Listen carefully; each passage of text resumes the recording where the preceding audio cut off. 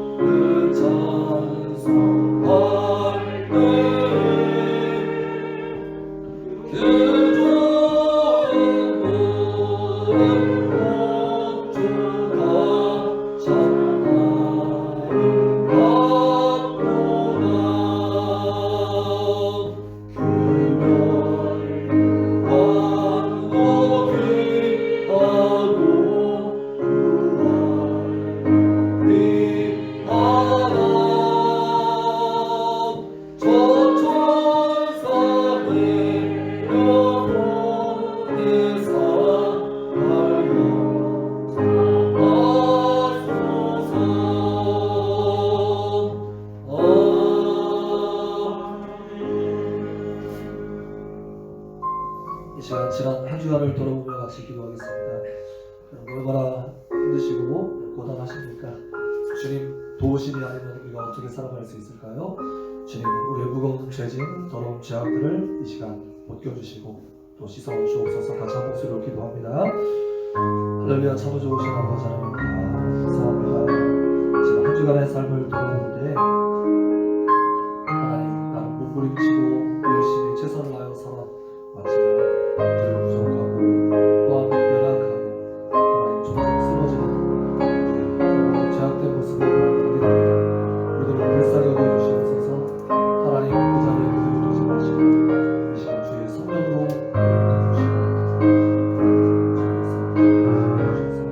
새롭게 하시는 사모합니다. 성령님 간구합니다. 그렇습니다. 하나님 이 시간 수고하고 신신자들 다 되기로 말씀하셨사오니 하나님 주님 앞에 아버지 이름으로 다 맡겨드리고 주님을 더욱더 의지할 수 있는 우리가 될 수 있도록 도와주옵소서. 이 자리에 동참한 사랑하는 지체들 또 사모함으로 주님을 찾는 모든 들 가운데 주님 함께 하시고 우리를 만나 주옵소서. 하나님 아버지, 한 주간도 지켜주시고 예배할 수 있도록 도와주셔서 감사합니다. 하나님의 긍휼하심으로 저희들이 살아갈 수 있음을 감사드립니다.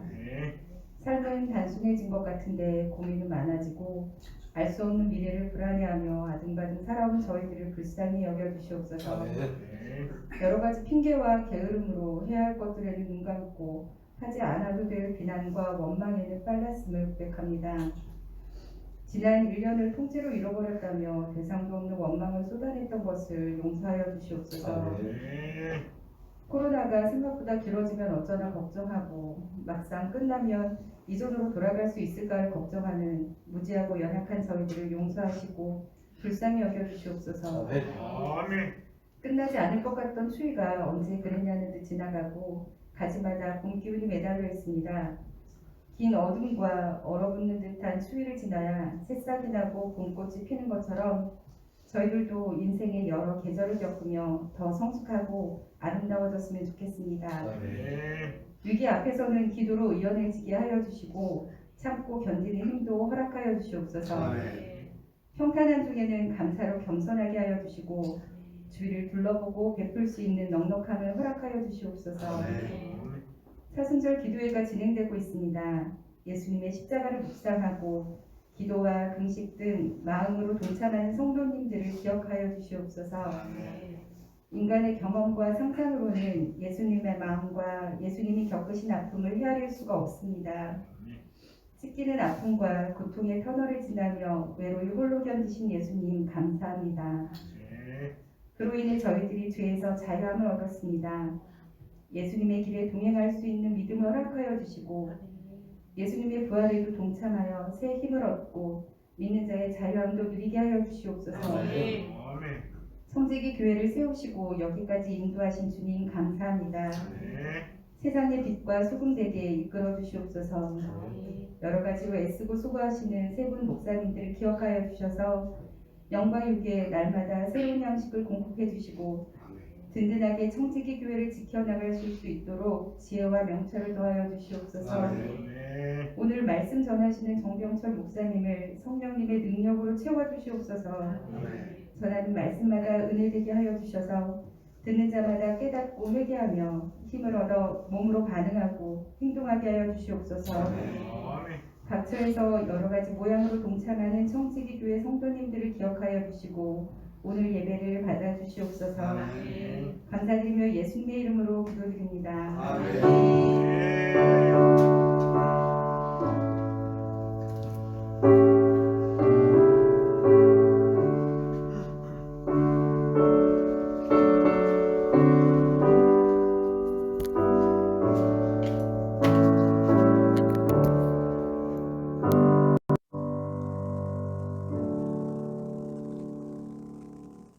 오늘 해주시는 하나님의 말씀은 마태복음 16장 21절에서 24절까지입니다.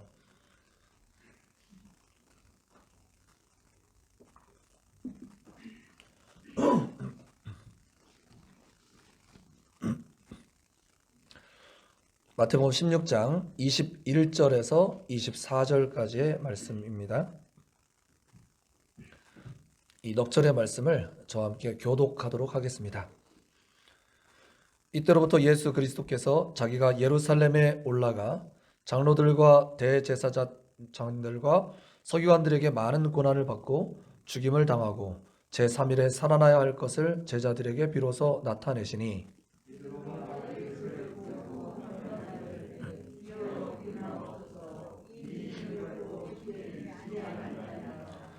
예수께서 돌이키시며 베드로에게 이르시되 사탄아 내 뒤로 물러가라. 너는 나를 넘어지게 하는 자로다.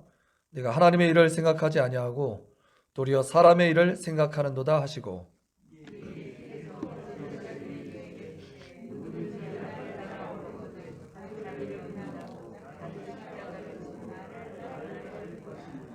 아멘. 자, 오늘 말씀 제목을 같이 두 번 따라해 보시겠습니다. 고백을 넘어 제자로. 고백을 넘어 제자로. 오늘 여기까지 지키시고 인도하신 하나님께 모든 감사와 영광과 찬양을 바칩니다. 오늘은 3월 둘째 주일이고요. 또 우리가 사순절 기간을 지나고 있는데 이제 어제까지 22일째 기도회를 진행했습니다. 그리고 이제 4월 4일이 2021년의 부활절인데 부활절을 딱 20하루를 앞두고 있습니다. 하나님께서 연초부터 기도하라는 그런 마음을 목사님들에게 부어주셨어요. 그래서 그 마음을 따라서 거듭해서 이 강단을 통해서 하나님의 말씀을 전했고요. 또 거기에 따라서 여기저기에서 기도의 움직임이 많아지고 있는 것으로 인하여서 하나님께 감사하게 생각합니다. 이것이 우리에게 온전히 체질화되는 그런 참 좋은 기회가 되기를 간절히 바랍니다. 최근에 독서 토론을 위해서 읽은 30통이라는 그런 책이 있습니다. 일부 성도님들과 나누기도 했는데요. 이 청년들에게 이제 청년들 중에서도 특별히 30대에 이제 초점을 맞춰서 책을 지은 책인데 꼭 30세만이 아니더라도 이제 우리의 삶을 살아가면서 특별히 젊은이들의 그런 고민들 가장 큰 두 가지 고민이 직업과 결혼 아니겠습니까? 거기에 대한 그래서 청년들이 아니더라도 도대체 내가 이런 직업을 어떻게 내가 임해서 그 직장 생활을 해야 될 것인가 아니면 사업장을 운영해야 될 것인가에 대한 고민이 있다면 또한 내가 가정을 이루고 결혼 생활을 어떻게 하면 좋을까 어떤 짝을 만나서 가정을 이뤘다면 또 어떻게 그 가정을 이뤄가야 될까라는 그런 고민이 있다면 이 책을 보면 크게 도움이 될 것 같다는 그런 생각이 많이 듭니다. 내용적이 보면 연애할 때는 그렇게 모든 것이 다 좋아 보였는데 막상 결혼하고 나니까 실망하고 심지어 이혼까지도 하게 된다는 이야기들이 나오게 됩니다. 분명히 연애할 때는 그 사람의 어떤 묵직함, 묵뚝뚝함이 연애할 때는 듬직함으로 느껴졌는데 왜 결혼하고 나면 답답함으로 바뀌게 되는 것일까요? 연애할 때는 그의 느긋함이 분명히 여유로움으로 느껴지고 그게 참 좋았는데 왜 결혼하고 나니까 그것은 게으름으로 느껴지게 되는 것일까요? 그것은 예수님께서 분명히 말씀하신 것처럼 내 눈에 들보보다 남의 눈에 티끌을 더 크게 보는 우리 그 이기적인 자기 중심적인 마음 때문에 분명히 그런 것 같습니다. 이럴 때에 걸맞는 사자성어가 있죠. 예전에 1950년대인가요? 요즘 트로트가 열풍인데 남인수 선생님의 청춘 고백이라는 노래가 있어요. 3절에 이런 가사가 나옵니다. 차마 부르진 못하겠네요. 나중에 관심 있으시면 들어보세요. 제가 부르면 부르는데 못 부르겠네요. 오늘은 가사 중에 이런 가사가 나와요. 입에 달면 삼켜내고 입에 쓰면 뱉어내는 몹쓸 것 이내 심사. 믿는다 믿어라 변치 말자. 누가 먼저 말했던가. 아 생각하면 생각할수록 죄 많은 내 청춘. 이런 가사가 있어요. 여기 나오는 그 입에 달면 삼키고 입에 쓰면 뱉는다라는 말을 사자성어로 하면 감탄고토라고 말합니다. 이런 현상은요, 왜 발생하는 걸까요? 관계를 우리가 맺어갈 때 그 관계를 이익 중심으로 만나면 이익이 떨어지면 그 관계는 깨지는 것입니다. 이제 쓰니까 뭐 얻을 것도 없으니까 그냥 쉽게 껌 뱉다가 단물 빠지면 뱉는 것처럼 뱉는 것이죠. 그러나 조금은 부족해도 이익 때문에 만난 것이 아니라 사랑 때문에 만나고 결혼했다면 조금 환경이 힘들어도 참을 수 있는 것이겠죠. 우리 신앙에 있어서도 마찬가지인 것 같습니다. 신앙은 이런 이익을 중심으로 한 거래가 아니지 않습니까? 인격적인 관계입니다. 그러니까 신앙을 더 우리가 이해할 수 있는 좋은 표현으로 바꾼다면 하나님과 맺는 좋은 관계라고 표현할 수 있을 것 같아요. 만일 신앙생활을 할 때 단지 이익만 취하려는 태도로 입문했다면, 손해라고 느껴진다면 아주 쉽게 주저함 없이 발을 빼게 되겠죠. 그렇지만 신앙을 입문한 계기가 하나님의 사랑이 느껴져서, 즉 진리에 대한 하나님을 향한 갈망으로 시작했다면 어려움은 의뢰 있는 장애물로 여기고 기꺼이 감내하게 될 것입니다. 우리가 살아가다 보면 이렇게 신앙생활이나 우리 일상생활이나, 사실은 신앙과 일상을 구분하는 것 자체가 옳은 표현은 아닌데요. 아무튼 이해하기 좋게 살아가다 보면 이렇게 단맛, 쓴맛이 왔다 갔다 오가게 마련인데요. 오늘 본문에 나오는 베드로를 보니까 이 베드로는 신앙의 단맛과 쓴맛을 그 한자리에서 동시에 맛보고 있는 것을 볼 수가 있어요.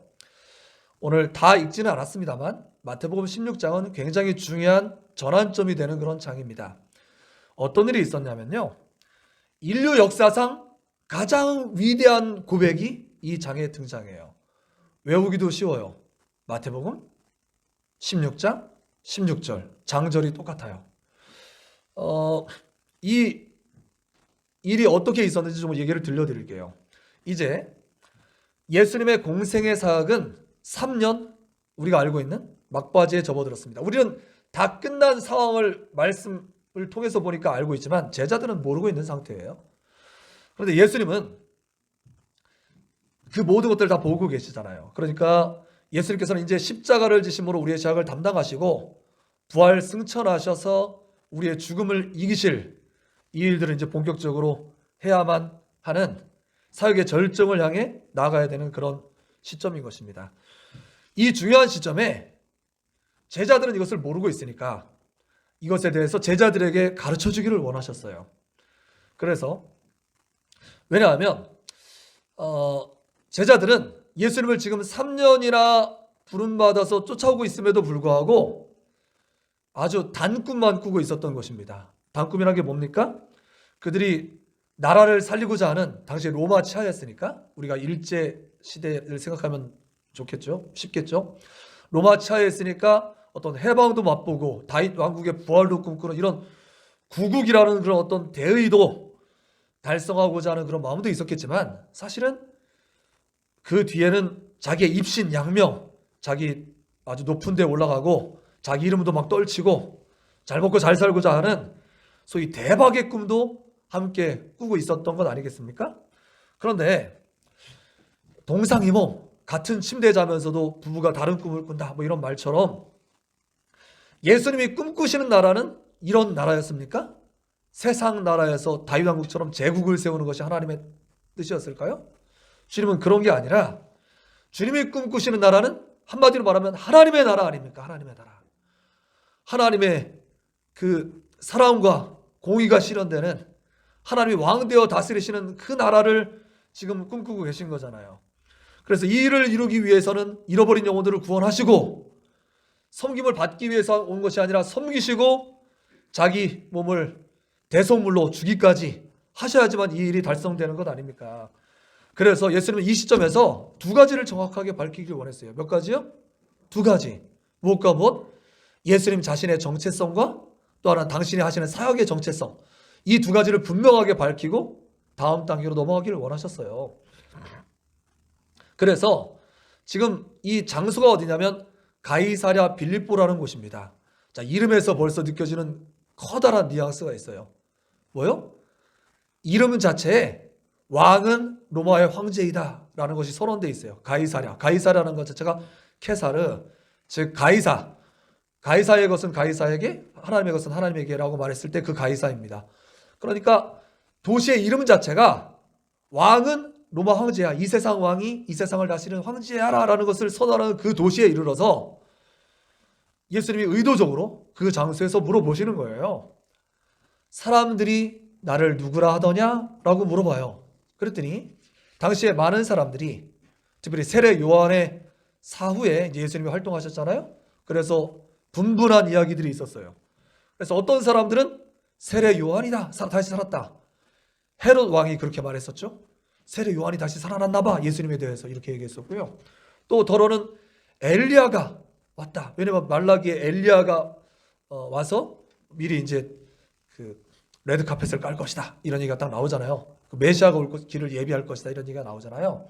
그러니까 더러는 이분이 엘리야일 것이다, 이제 메시아의 오심이 임박했다, 이렇게 생각하는 사람도 있었고요. 또 어떤 사람들은 예레미야나 선지자 중에 한 명이라고 이렇게들 생각을 했던 것입니다. 그렇게 이제 답을 했어요. 그랬더니 예수님께서 이어서 뭐라고 말씀하시냐면, 그렇다면 다른 사람들은 그렇다 치고 제자들인 너희들은 나를 누구라고 생각하느냐라고 그렇게 물어봤어요. 그랬더니 이때 수제자 누굽니까? 머리 숫자 제자, 즉 제자들의 대표격인 베드로가 나서서 저요! 그래도 해봐. 그랬더니 베드로가 뭐라고 대답했어요? 같이 한번 암송해 볼까요? 마태복음 16장 16절, 인류 역사상 가장 위대한 고백, 시작. 주는 그리스도시요 살아계신 하나님의 아들이십니다 라고 고백을 하게 돼요. 그러니까 이 고백이야말로 인류가 예수님께 바쳤던 최초의 고백이자 최고의 고백 아니겠습니까? 어떤 그냥 모범답이에요. 모범답, 정답. 그러니까 예수님은 아마 이제 되었구나 싶으셨던 것 같아요. 너무 기쁘셔가지고 축복을 막 뒤에 다다다다 쏟아붓습니다. 아주 제가 단맛이라고 표현했던 거 좀 베드로에게 감당하지 못할 정도의 엄청난 축복을 쏟아부으세요. 뭐라고 말씀하시냐면, 자, 찾아놓진 않고 한번 성경들 집에 펴놓으셨을 테니까 읽어보시고 여러분들도 성경을 한번 보세요. 석절을 제가 내려 읽겠습니다. 17, 18, 19절인데요. 바요나 시몬아, 베드로의 원 이름이다. 원래 이름이 시몬이에요. 시몬. 네가 복이 있도다. 축복하세요. 이를 너에게 알게 한 이는 혈육이 아닌 하늘에 계신 아버지요 하나님이 너를 이렇게 축복하셨다라고 말하면서, 또 내가 너에게 이르노니 너는 베드로다. 베드로라는 것은 rock, 반석이라는 뜻입니다. 넌 바위다, 바위. 너는 이제 바위야. 이런 엄청난 신앙 고백을 했으니까 이 바위 위에다가, 이 반석 위에다가 내 교회를 세우리니 음부의 권세가 이기지 못하리라. 그리고 19절에 내가 천국 열쇠를 너에게 주리니 네가 땅에서 무엇이든지 매면 하늘에서도 매이고 땅에서 무엇이든지 풀면 하늘에서도 풀리리라. 이런 엄청난 축복을 하세요. 이 정도 축복 받을 수 있는 사람이 있을까요? 그러니까 이게 뭡니까? 자기가 베드로가 했던 고백을 하나님 반석과 같은 대단한 것이라고 칭하시면 그 위에다 교회를 세우시겠대요. 그리고 이 교회는 음부의 권세가 침몰하지 못하는 단단한 것이 될 거래요. 그리고 천국 열쇠를 손에 쥐어주셔서 이게 뭡니까? 예수님 이름으로 영혼들로 불러 구원할 수 있고, 그리고 하나님께 예수님 이름으로 기도하면 이 땅에서 구하는 게 하늘에서도 응답 성취되는 놀라운 기도 응답의 축복. 더 다른 표현으로 해석할 수 있겠지만 이 두 가지가 대표적인 것 같아요. 이런 놀라운 축복을 허락해 주셨어요. 그래서 어떤 이 줄기가 이제 교회로 쭉 넘어오고 있는 거죠. 같은 신앙 고백이 있는 교회 위에 교회를 세우시고 고백 위에, 그리고 이 교회를 통해서 물론 교회가 뭐 교회를 나와야지만 그게 아니라 뭐 신앙 고백, 예수 그리스도의 이름이 이제 중요한 거죠. 이 예수 그리스도가 열쇠가 되셔서 이 예수 이름으로 천국도 가고 예수 이름으로 기도도 해서 응답도 받고 이런 복이 그대로 우리에게 지금 전달되고 있는 것이죠. 자, 이런 최초의 축복을 베드로가 몽땅 다 받았어요. 신앙생활에서 맛볼 수 있는 최고의 단맛을 그냥 다 맛보았습니다. 얼마나 좋았겠습니까? 어깨가 으쓱했겠죠. 역시 나밖에 없어 뭐 이런 생각 들었겠죠. 그래서 예수님은 이제 당신의 정체성, 당신이 누구인지 한 번도 이렇게 공개적으로 인정된 적이 없었어요. 최초예요, 최초. 이제 당신의 정체성이 분명하게 밝혀졌으니까 이제 다음으로는 그 하나님의 아들, 만왕의 왕, 만주의 주께서 이루셔야 될 그 일도 가르쳐 주셔야 될 거 아니에요. 그래서 이번에는 이제 사역의 정체성을 확고히 하고자 하십니다. 그것이 오늘 본문 21절의 말씀이에요. 제가 찾아놨으니까 화면을 보여주십시오.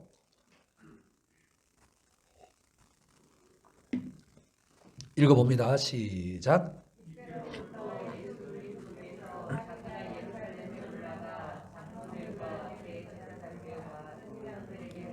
고난을 받고 죽임을 당하고 제3일에 살아나야 할 것을 제자들에게 비로소 나타내시니. 아멘.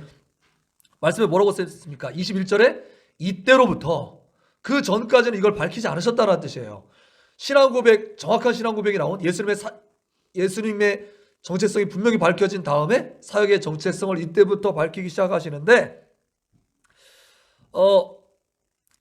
예수님이 누구신가를 알게 된 사람은 이제 예수님이 하시는 일도 잘 그렇구나 하고 잘 받아들여야 될 텐데, 베드로와 그 제자들의 기대는 뭡니까? 지금 예수님이 왕이 되신 우리는 그 밑에 분봉 왕들 막 나눠서 좋은 일을 맡은 그런 엄청난 고관 대작들이 될 걸 꿈꾸고 있는데, 그런 기대와 달리 뭐라고 말하고 계세요? 고난받고 죽는다라고 말씀하고 계셔요. 앞에는 엄청 달았는데 뒤에는 지금 엄청나게 쓴 겁니다. 그러니까 베드로가 나서서 그 다음에 이렇게 얘기하는 거예요. 자, 22절 말씀 보실까요? 22절 시작.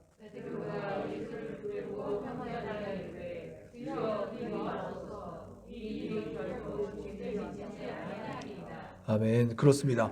여기서 항변하여 이르다 그렇게 말하고 있잖아요. 여기서 항변하다는 다른 표현을 보면 꾸짖다라고 돼 있어요.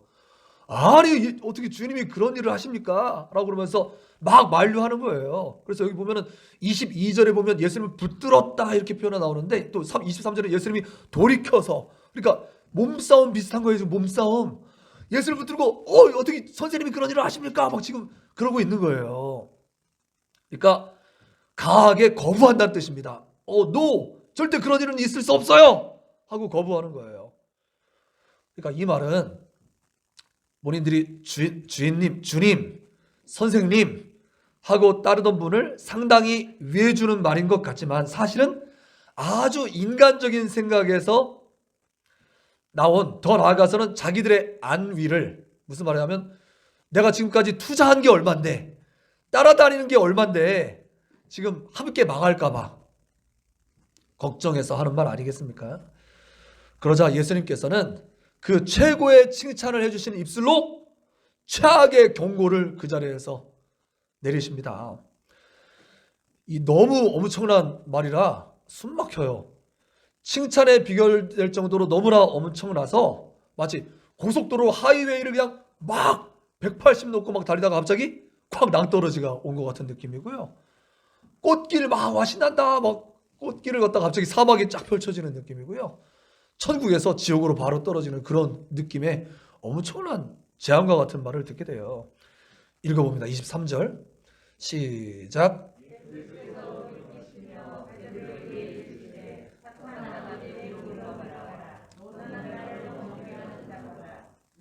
하나님의 일을 생각하지 아니하고 사람의 일을 생각하는도다 하시고. 그러니까 예수님은 지금 당신의 정체성, 사역의 정체성을 분명하게 드러내셔서 뭘 바라셨을까요? 예수님 마음은 제자들도 이것을 이해하고 동참해 주기를 바랬는데 베드로는 지금 무슨 생각하고 있는 겁니까? 하나님의 일은 생각하지 않고 사람의 일만 생각했기 때문에 이런 참혹한 일이 발생했던 것입니다. 우리도 하나님의 일과 사람의 일을 구분하지 못하면 똑같은 실수를 반복하게 될 거예요. 그렇다면 하나님의 일은 무엇인지 사람의 일은 무엇인지 좀 알고 지나가야 되겠죠. 교회의 일은 다 하나님의 일이고 세상 일은 다 사람의 일일까요? 그렇지 않습니다. 제가 아까도 말했지만 세상과 교회, 성과 속, 이런 것들, 신앙과 일상을 구분하는 것은 옳지 않아요. 우리 일상이 다 하나님의 것입니다. 우리 모든 것이 다 하나님의 것입니다. 그래서 사람의 일이란 건 사람들이 자기 욕심만 채우는 일이 사람의 일입니다. 사람의 일. 욕심 가득해서 앞에는 아무리 달콤하고 위해 주는 말로 하는 것 같아도 자기 입속 차리고 있다면 그것은 사람의 일인 것입니다. 그런 일들이 많죠. 감언 이설로 꾸며가지고 사기치는 사람들 많죠. 먹고 마시고 다 좋아요.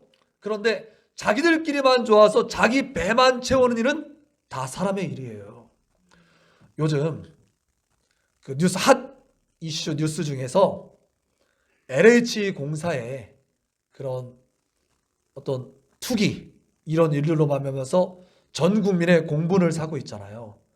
공사라면 나란 일을 하는 사람들인데 나라의 이익을 위해서 자기 이익은 뒤로 하고 헌신해야 될 사람들이 그 소수의 고급 정보들을 빼내서 자기 뱃속만 채웠기 때문에 모든 사람들이 허탈감과 분노를 느끼고 있는 것 아니겠습니까? 마치 그런 것처럼 이 나라를 위해서도 그런 일이 있는데 하나님 나라에도 똑같겠죠. 하나님의 일이라는 것은 그럼 뭐겠어요? 하나님이 좋아하실 일인 거예요. 하나님이 좋아하실 일. 똑같은 공간에서 똑같은 일을 하면서도 목적과 방향이 하나님께 영광을 돌리기 위해서 그 일을 하고 있다면 똑같은 직장 내에 있어도 똑같은 공간에서 같이 밥을 먹고 있어도 그 일은 하나님의 일이 될 수 있음을 명심하시기를 바랍니다. 여러분 한번 생각해 보세요. 베드로가 인간적인 그런 정에 끌려서 예수님이 하신 사명을 감당하려는 일을 가로막았다면, 만일 그랬다면 어떤 일이 일어났을까요? 우리를 포함한 인류 구원의 그런 놀라운 복은 다 물거품이 되고 말았을 거예요. 그렇기 때문에 예수님은 단호하게 사탄아 물러가라 이렇게 말씀하신 겁니다. 또 오늘 말씀에서 들었다고 또 집에 가서 옆에 있는 남편을 보고 아내를 보고 사탄아 물러가라 이렇게 하지 마세요. 예수님이나 되니까 그렇게 하시는 거예요. 종종 믿지 않는 그런 부인 남편을 보고 사탄이라고 말하고 그러는데 그런 말을 하는 게 아닙니다. 그건 예수님이나 하실 수 있는, 우리가 감히 내가 사탄인데 누구를 사탄이라고 꾸짖어요. 예수님이나 그렇게 판단하고 하실 수 있는 얘기예요. 나는 그저 속으로 기도하는 겁니다. 기도. 내가 사탄 안 되기를 기도하는 것입니다. 그러니까 사탄아 물러가라 하셨어요. 이 똑같은 말을 언제 한 줄 아십니까? 예수님께서 공생에 처음 시작하셨을 때 40일 기도에 사탄 마귀가 찾아와가지고 예수님을 유혹하죠. 돌덩이로 떡덩이 만들어봐. 배고프잖아. 뛰어내려봐. 사람들이 너 아니라고 막 얘기하는데 한번 네 능력을 보여줘. 절해봐. 이 세상 다 줄게. 막 유혹하잖아요. 그때도 예수님이 사탄아 물러가라. 오직 하나님을 경배하고 하나님을 시험하지 말아라. 이렇게 물리치셨잖아요.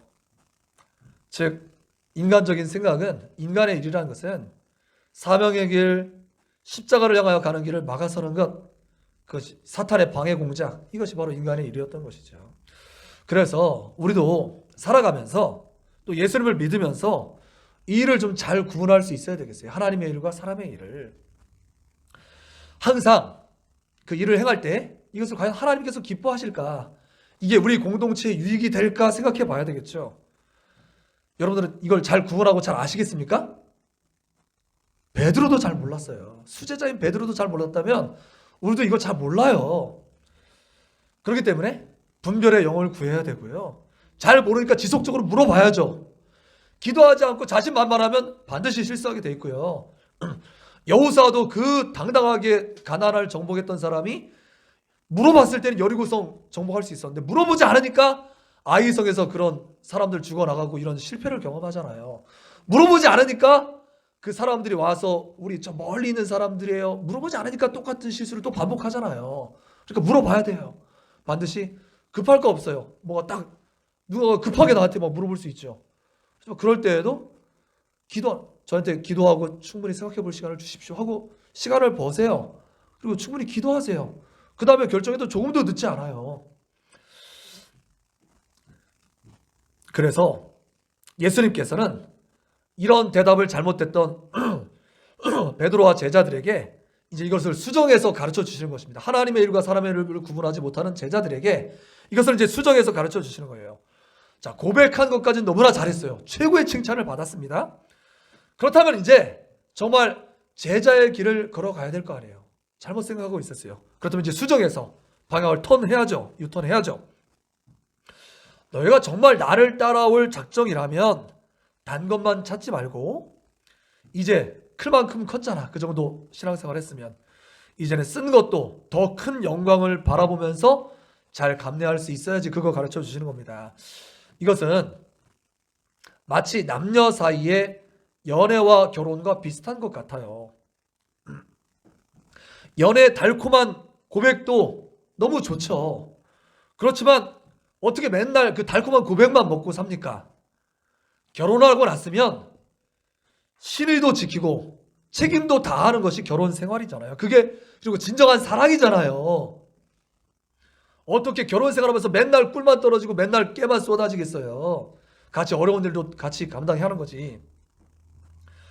책임은 져버리고 여전히 나는 달콤함만 누리겠다라고 말하는 것이 어떻게 진짜 사랑이라고 말할 수 있겠습니까?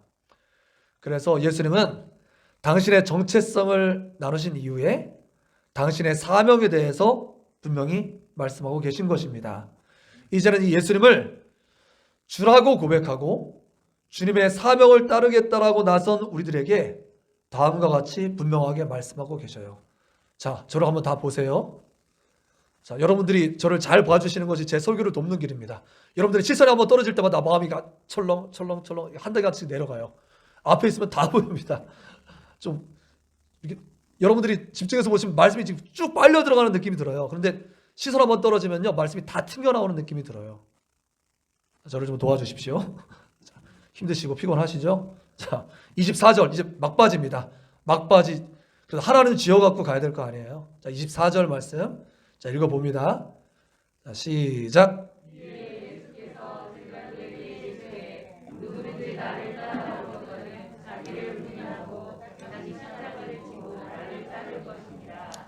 아멘. 여러분도 교회를 다닌다, 예수님을 믿는다라고 자부하십니까? 그래서 그 고백을 인정받아서 세례도 받으시고 집사, 권사, 목사 등의 직분도 받지 않으셨습니까? 그렇다면 이제 말로만 하는 그 고백 말고 더 나아가서 주님은 우리에게 행동으로 그것을 보이라고, 네 사랑을 증명하라고 말씀하고 계신 것이죠. 만약에 부부가 사랑한다고 말로는 맨날 사랑해 사랑해 말하면서 집에도 잘 안 들어와, 맨날 술 친구들하고만 어울리면서 맨날 밖으로 돌아다녀, 돈만 생기면 집안 건사하고 자녀들 양육하지 않고 도박하면서 돈을 탕진해, 아이들은 잘 돌보지도 않고 방치해. 이번에도 그런 일이 있어가지고 지금 계속 오르내리고 있죠. 그런 것을 어떻게 진짜 사랑이라고 말하겠습니까? 이렇듯 진짜 사랑한다면, 진짜 믿는다면 그 다음에는 책임을 잘 감당해야 되는 것 아니겠습니까? 그래서 책임이 사랑의 이 중요한 표현이에요. 그것이 이 다음은 세 가지인 것입니다. 이 세 가지. 이 세 가지가 뭐겠습니까? 제가 색칠해 놨어요. 이 세 가지 책임을 잘 감당하는 진짜 사랑이 무엇일까요? 세 가지. 자기를 부인하는 것, 자기 십자가를 지는 것, 그리고 예수님을 따르는 것, 잘 따르는 것. 이 세 가지인 것입니다. 이렇게 고백을 넘어서 정말 예수님을 잘 좇기 위해서는 먼저 자기를 부인해야지만 돼요. 예수님을 믿기 전까지는 우리는 다 양 같아서 그릇 행하여 각기 제 길로 갔어요. 즉 미미 펄슨 나만 위해서 살았어요. 그런데 이제 정말 예수님을 믿기로 작정했다면 우리 모두 주님과 함께 십자가에 못 박혀 죽고 주님과 함께 다시 산 존재이니까 이제 내 생각은 좀 내려놔야 되지 않겠습니까? 믿고 나서도 여전히 내 생각만 고집한다면 이건 정말 믿는 것인지 다시 한번 의심해 봐야 합니다. 물론 살면서 이런저런 생각이 불쑥불쑥 올라올 수 있어요. 하지만 그럼에도 불구하고 최종 판단은 모두 주님께 맡기는 것, 이것이 믿는 자의 자세 아니겠습니까? 내 생각과 좀 달라도 내 구미에 좀 맞지 않아도 강단에서 말씀이 선포되면 아멘 하고 받아들이고 하려고 신용이라도 내다보면 달라지는 것이 믿음 생활 아니겠냐고요. 이렇게 내 욕심, 내 고집은 내려놓고 자기를 부인해야지만 합니다. 자, 그리고 두 번째 뭐라고 말하고 있어요? 자기 십자가를 지고 따라오라고 했어요. 자기 부인, 그 다음에 뒤에 뭐라고요? 자기 십자가라고 말하고 있어요. 자, 오늘 말씀에서 제가 강단에서도 기도하면서 강단에서 기도하고 제가 강단에서 시뮬레이션까지 하면서 앞에서 2번 설교를 해봤어요. 저쪽에서 한번 설교해보고 앞에서 지금 저는 3번째 지금 서는 거예요. 근데 제가 앞에서 기도해 보니까 이 부분을 제일 잘 전달해주고 싶었어요. 자, 잘 들어보십시오. 예수를 믿는다는 것은 예수님께서 수고하고 무거운 짐진 자들아 다 내게로 와라 내가 너희를 쉬게 하리라 그렇게 말씀하셨잖아요. 그래서 이제 우리가 여기에 반응해서 주님께 나왔다고요. 그래서 예수님께서 우리의 짐을 가볍게 하시고 대신 져주심으로 말미암아서 참된 평안과 안식을 누리는 게 신앙생활 아니겠습니까? 그렇다면 잘 생각해 보세요. 예수께서 다 내게로 와라 내 짐을 다 내려놓고 쉬게 하리라 뭐 이렇게 표현하셨어요. 그러면 예수님의 십자가 앞에 내 짐을 내려놔서 가볍게 된 내 어깨에 이제 빈 내 어깨에 그 다음에는 뭘 해야 되겠습니까? 그 수고한 무거운 죄의 짐은 내려놓고 그 빈 어깨에 이제는 주님께서 맡겨주신 십자가를 지고 가야만 되는 것입니다. 이게 참된 안식이고 참된 평안이라고 말씀하고 계신 거예요. 제가 짐과 십자가를 비교해서 설명하니까 나는 짐도 싫지만 십자가도 싫어요. 둘 다 싫어요. 이렇게 아마 설레설레 할지 모르겠어요. 하지만 분명한 것은 사실은 사람들은 이 땅에 나면서부터 둘 중에 하나 지고 가는 겁니다. 세상 죄짐, 사탄과 함께 세상 죄짐 지고 가든지 예수님과 함께 주님께서 맡겨진 십자가 같이 지고 가든지 이 둘 중에 하나인 것입니다. 중간지대는 없어요. 이왕 질 것 죄짐 지고 가시겠습니까? 그와 함께 이 땅에서 잠깐의 쾌락을 누리다가 함께 지옥길로 가시겠습니까? 아니죠. 우리가 그거 싫다고 돌이켰잖아요. 주님께서 맡겨주신 십자가, 다른 말로 사명 지고 가시겠습니까? 오늘 찬송도 그렇게 불렀고 오늘 말씀도 보니까 자기를 부인하고 자기 십자가를 지고 따라와야 된다고 말씀하셨는데 즉 누구에게나 이런 십자가가 있다는 거예요. 아주 제일 어린아이에게도 있다는 거예요. 예수님께서는 인류 구원이라는 무게의 엄청난 십자가가 이제 주어졌던 것이고요. 목사님들에게는 우리 교회 성도님들을 잘 모시고 천국으로 안내해야 될 십자가가 있는 것이고요. 또 엄마 아빠들은 당신의 자녀들을 그리고 목자 울지기 교사들은 그 맡은 반의 학생들, 울원들, 목장원들을 어떻게 해서든지 내가 최선을 다해서 섬겨서 그들이 나보다 더 훌륭한 선생님의 최고의 보람은 청출어람, 나보다 더 멋들어진 학생들을 만들어 놓는 것, 그게 선생님의 최고의 보람 아니겠어요? 그게 우리가 담당하는 십자가예요. 이걸 감당하기 위해서 우리가 기도의 십자가도 지고 희생의 십자가도 지고 인내의 십자가도 지는 것 아니겠습니까? 그런데 이거 지기 싫다고 다 벗어놓으면 이거 누가 도대체 지란 말입니까? 제 모교회는 서울 강동구 명일동에 있는 명일성결교회라는 곳인데요. 이곳에서 중학생 때 예수님을 만나고 20년을 이제 신앙생활을 하고 거기서 전도사 이제 부목사 하다가 목사님들과 더불어 개척해서 나왔는데 여기 섬기던 이 교회의 목사님 사모님이 하루는 기도를 막 열심히 하시는데 사모님들도 따로 시간을 정해서 예배당 나와서 기도하시고 늘 그러시는 걸 아는데 아무튼 그 목교회 사모님도 그렇게 기도를 하시는데 환상 중에 성도님들이 십자가를 지기 싫다고 십자가를 다 길바닥에 다 내팽개치고 떨어뜨리고 다 가더래요. 근데 그걸 목사님이 오셔가지고 그걸 하나하나 다 끌어안고 다 치고 그 여러 개의 십자가를 같이 지고 가는 환상을 보면서 그렇게 눈물을 흘리셨다라는 얘기가 생각나요. 네, 뭐 그건 떠나서 내 십자가를 팽개치면 결국 믿고 맡겨주신 예수님께 또 한 번의 아픔을 드리는 것 아니겠습니까? 자, 이제 두 가지 봤습니다. 자기를 부인하고 자기 십자가를 지고 마지막 어떻게 하라고요? 나를 따를 것이니라 그렇게 말씀했어요. 예수님을 따라간다는 것은 예수님을 믿는다는 것이고 예수님을 믿는다는 것은 결국 예수님을 닮아가는 것입니다. 닮아가는 것. 성경에는 여기에 대한 분명한 목표가 제시되어 있는데 어디까지? 예수님의 장성한 분량에 충만한 데까지 이뤄야 된다고 그렇게 말씀하고 계셔요. 예수님이 사역을 하면서 기도하셨으니까 우리도 기도하는 것이고요. 예수님이 건물이나 책을 남기신 것이 아니라 사람을 남기고 제자를 남기셔서 결국 교회를 이 땅에 남기셨으니까 우리도 사람을 세우기 위해서 최선을 다하고 교회를 그래서 섬기는 것이고요.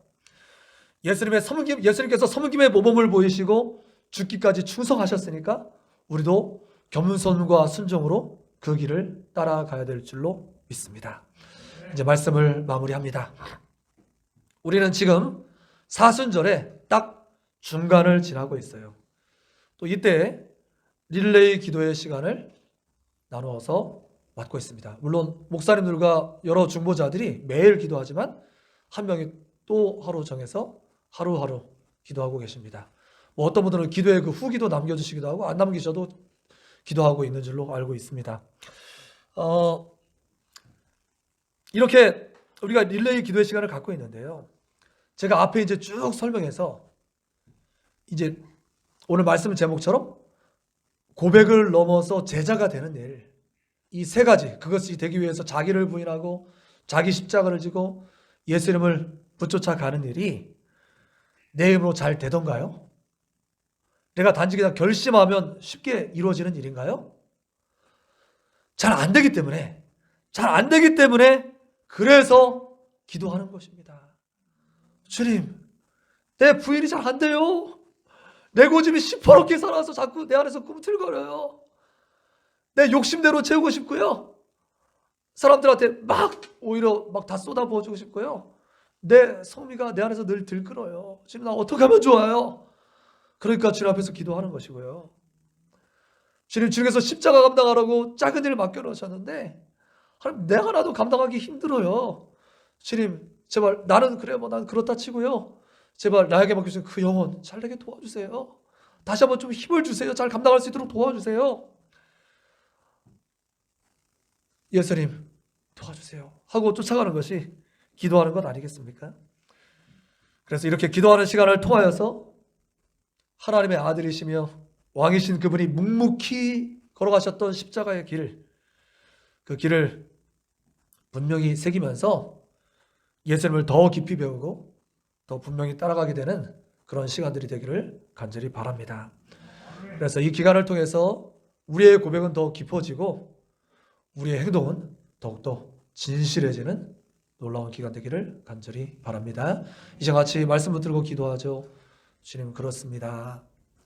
내 힘으로 안 되기 때문에 성령님께서 도와주시겠다고 말씀하셨고 기도할 때 시행하시겠다고 말씀하셨고 주님과 함께 지구하자고 주님께서 청하고 계신 줄 믿습니다. 주님, 우리들을 불쌍히 여겨주세요. 예수를 믿는다고 하면서 3년이 아니라 5년, 10년 넘게 믿었는데도 여전히 제자들과 같이 그런 단꾸만 꾸는 어리석은 제 생각을 용서하시고 주님께서 걸어가셨던 그 걸음을 나도 묵묵히 흉내라도 내면서 쫓아갈 수 있도록 도와주세요. 주님, 내 부인이 잘 안 돼요. 나를 부인하게 도와주세요. 주님, 내게 맡겨진 십자가 이거 어떻게 감당할 수 있을까요? 주님은 도와주세요. 예수님은 담게 해주세요. 힘들고 어렵지만 그래도 이 길이 참된 길인 줄 알셔서 쫓아가기를 원합니다. 결코 돌이키지 않겠습니다. 뒤돌아보지 않겠습니다. 이 길만이 참된 길인 줄 알고 쫓아가겠습니다. 도와주세요. 같이 한 목소리로 기도합니다. 주님 감사합니다. 감사합니다. 하나님 어려운 때에 더 큰 힘으로 함께 하시고 피할 길을 내시고 이길 힘을 주시고 사람들을 붙여주시고 고쳐주시고 세임 부어주셔서 감당해 하시는 놀라우신 주님을 찬양합니다. 하나님 2021년 또 하나님 부활절을 앞두고 주님께서 걸어가셨던 그 걸음들을 바라보면서 또 묵상하면서 주님 같이 기도할 수 있도록 도와주셔서 감사합니다. 하나님 주님 우리가 주님을 벌써 여러 해 주님을 섬겨왔는데 그럼에도 불구하고 제자들이 먹었던 그런 생각들과 같이 여전히 이 땅에 그런 단꿈말을 꿈꾸는 어리석은 생각에 머물러 있었음을 회개합니다. 불쌍히 여겨 주시옵소서. 주님 그렇습니다. 말씀대로 주님을 제대로 쫓아가기 위해서 나를 부인해야 되겠는데 하나님 내 부인이 되지 않습니다. 여전히 내 안에서 욕심이 꿈틀거리고 욕망이 꿈틀거리고 하나님 주님을 아주 잘 따르지 못하는 어리석은 생각이 가득합니다. 우리들을 불쌍히 여겨 주시옵소서. 주님께서 십자가지라 하셨는데 하나님 주님께서 맡겨주신 십자가 무겁다고 종종 내려놓고 팽겨치고 하나님 멀리 했습니다. 주님 아주 작지만 그래도 하나님 1달란트 2달란트 받은 그 아버지 종의 심정처럼 최선을 다해서 감당하기를 원합니다. 주님을 도와주세요. 주님을 도와주세요. 결국에 이 길이 참된 길인 줄 알아서 예수님 쫓아가는 길이 길이요 진리요 생명인 줄 알아서 이 길로 접어들었는데 돌이키지 않겠습니다. 뒤돌아서지 않겠습니다. 주님 힘들어도 어려워도 이 길을 쫓아가겠습니다. 흉내라도 내고 몸부림치겠습니다. 주님 역사하셔서 그래도 주님을 조금 더 닮아지는 이 기간이 될 수 있도록 역사하여 주옵소서. 감사합니다. 찬양합니다. 의지합니다. 예수님 이름으로 기도합니다. 아멘. 찬송가 425장 하시면서 준비하신 예물 하나님 앞에 드립니다.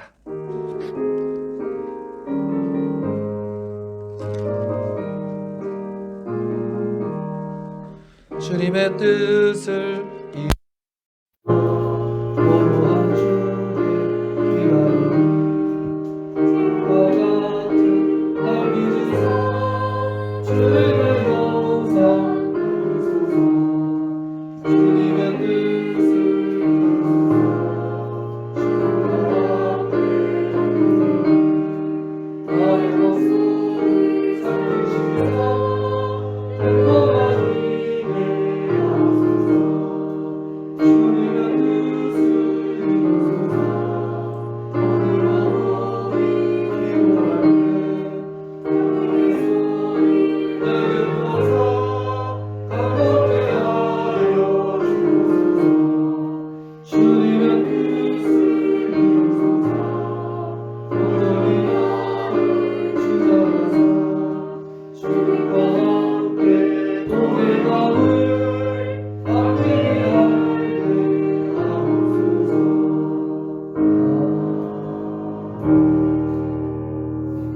같이 나누도록 하겠습니다.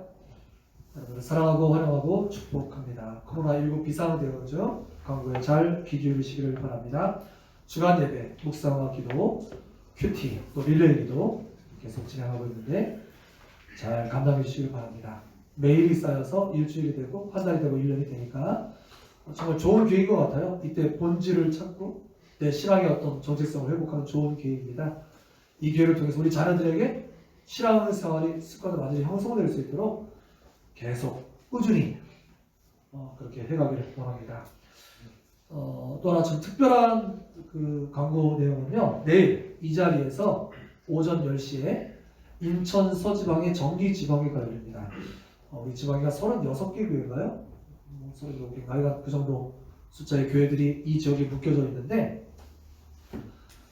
1년에 한 차례 정기 총회를 하여 지방회를 해요. 그래서 이 지방회를 통해서 이제 한 해를 돌아보고 새해 우리 교회 이제 비전 스포식 같은 시간이죠. 그리고 결국 중요한 것은 이때 이제 임원 선거도 하고 교체가 되고 이런 중요한 시간입니다.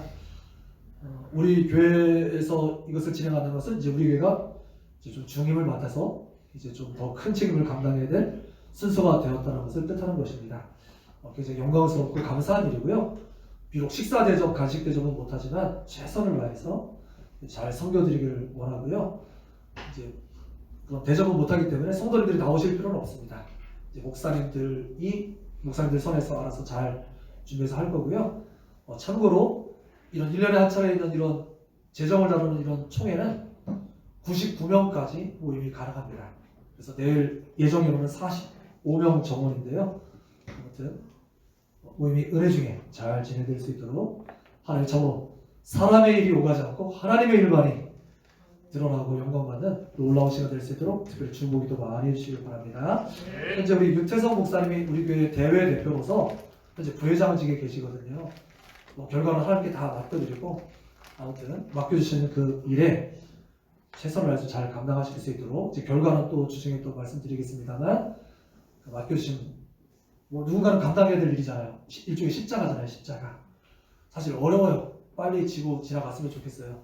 그래서 요일 잘 감당하실 수 있도록 이후에도 계속해서 기도해 주시기 바랍니다. 그리고 이 목사님들이 이렇게 잘 되는 일은 교회도 같이 이렇게 영광스러운 일이에요. 사실 목사님들은 그런 일에 큰 관심은 없지만 그래도 맡아야 되는 일은 잘 감당하고 함께 섬기면서 잘 가기를 원합니다. 자, 다른 광고는 주보를 참조하시고요. 다 같이 자리에 일어나셔서 교회 표 외치고 찬양 후에 축도하시고 모든 예배를 마치겠습니다.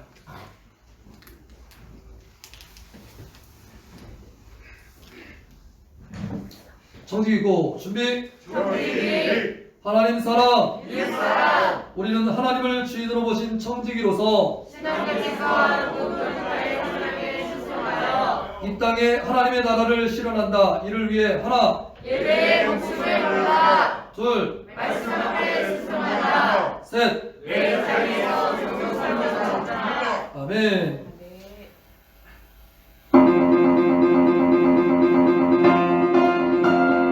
할렐루야, 주님께서 승리하셨습니다. 우리도 정말 승리합니다.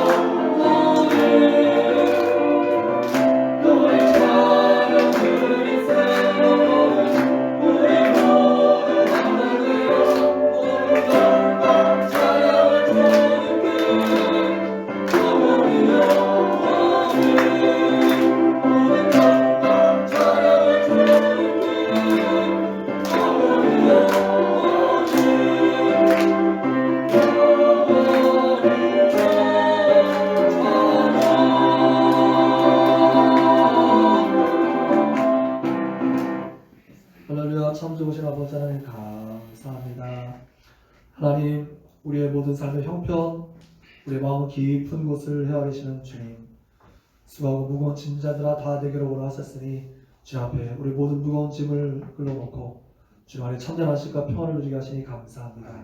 이제 오늘 말씀 듣고 이후로 주님과 더불어 주님께서 맡겨주신 십자가 잘 지고 가기를 원합니다.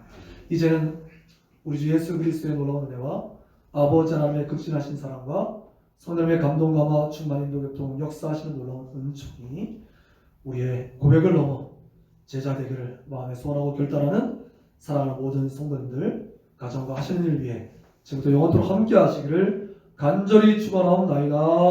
아멘.